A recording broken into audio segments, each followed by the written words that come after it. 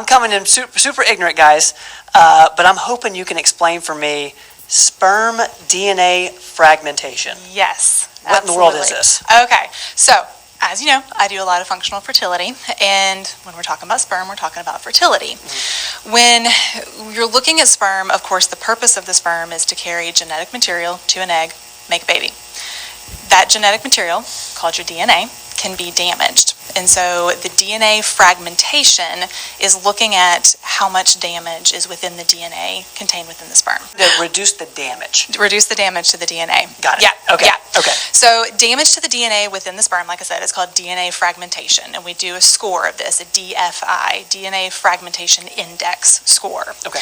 And a high score obviously tells us that we have high damage. This can lead to male factor infertility, but also IVF failures and recurrent miscarriages.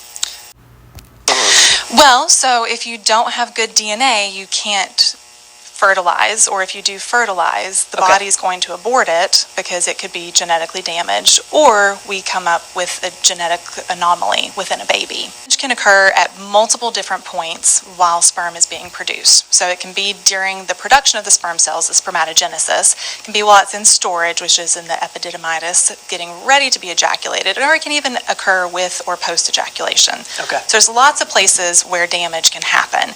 Most common is actually while it's being stored. So it takes an average of 70 to 90 days to go from sperm production for that sperm to be the one coming out. So in that time frame, that's when the damage is happening, after it's been produced but before it's actually the ones coming out. So DNA damage, super common. The whole body, there's damage constantly happening. But our cells know how to fix that or get rid of it. The problem is when the cells can't fix that, and that's what's happening with this DNA fragmentation. But so those immature sperm cells, they have a little bit of ability to kind of fix themselves. Once they're mature, they can't fix themselves anymore. Okay. So if they are mature and then they are damaged, the sperm cell itself can't fix its DNA. Okay. So once that DNA tries to connect with an egg, the egg actually has a little bit of an ability to correct the sperm. Huh. So the guy comes in a little bit messed up, the girl's like, all right, I got this, I'm going to fix it. But if it's really bad, she can't fix it. So interesting. Yeah, so this can happen and result in a couple of different things. One is we're just not creating an embryo because it just can't. Right. 2, failure to implant. 3, miscarriages. Or 4, genetic anomalies. Those are the big things that we're going to see with this.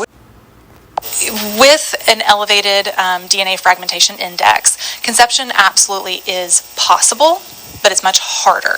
Studies show a longer time to conception, lower overall pregnancy rates, higher miscarriage rates, and this is even true with IVF treatments. Yeah. So one study of 360 couples that were undergoing IVF showed that couples who the male had a higher DFI score, they had lower fertilization rates. So basics of IVF, they pull eggs, they pull sperm, they put them together, they wait for them to fertilize. They had lower initial fertilization rates. And then the ones that did fertilize, they tended to have lower embryo quality. A lot of those embryos would stop growing after the first couple of splits. But if they did continue, then the quality of the embryos that they were getting from that cycle were much lower. And then the chances of achieving a clinical pregnancy with those embryos was much lower. And then the miscarriage rate was higher. Talk about causes. Yeah. Obviously something's causing this. Huge cause for DNA fragmentation is oxidative stress, which is the cause for like everything bad in the body is oxidative stress. That rust. It damages everything. So anything that damages the mitochondria obviously is damaging these cells. So sources of oxidative stress can be things like environmental toxins. So we're thinking environmental pollutants, like if you work in an area that you're breathing a lot of chemicals, plastics. Parabens, phthalates, all the things that we always talk about with all of that. Unfiltered water, so toxins that you're getting that way.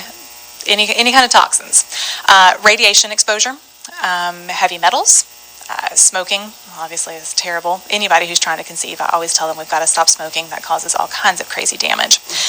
Infections, and this is one that's not thought about as often, and alcohol consumption is really big. Interesting.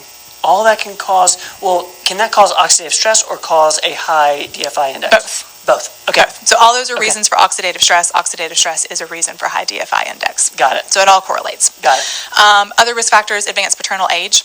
So the older that is, like 40, late 40s and up, Okay. the DFI tends to increase pretty rapidly after that. Just due to Age Mother in Nature. general, yeah. Yeah. And, they've probably had a lot more exposures in their life by then than a 20-year-old has. Right. So things tend to accumulate. Right.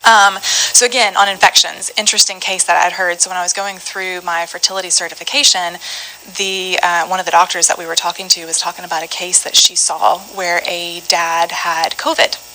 And they had been doing serial semen analysis on him. And his sperm count dropped to 0 for about 4 months post-COVID. No kidding. Yeah, and it recovered, but infections can have a huge impact, cause infertility. So, yeah, lots of infections can cause issues. Highest risk population are going to be the people with the highest risk of exposure. So healthcare providers that are exposed to like radiation or chemicals often, military, super high on this. They've got a lot of lead exposure from ammunition. They are exposed to goodness knows what, Right. as far as all the chemicals and everything that they are around. Right. So we see a lot with that. And then manufacturing and farming, we see a lot. Interesting. So, Improvement. improvement. How do we improve this? If we find out that this is terrible, it is not the end of the world. It does not mean that you will never be able to conceive a child. Lifestyle is number one thing. So, like I said, smoking, got to stop smoking. Drinking alcohol, got to stop drinking alcohol. Avoiding toxin exposures as much as possible. This is not the time to be, a house painter and be breathing in paint fumes every day. Not the best time to be renovating your home if you're trying to get pregnant. If you're working in a toxic environment, doing everything you can to limit the exposures as much as you can. I mean, I know like if somebody's a farmer, it's their job, they're going to be around this stuff, but wearing masks that help to filter it, things like that where we can lower that some. Okay. Detoxing the body as much as possible. So things to help with liver cleansing, I love like milk thistle and dandelion root, drinking tons of water. There's lots of different detoxes that we can do to try to help get things out of the body.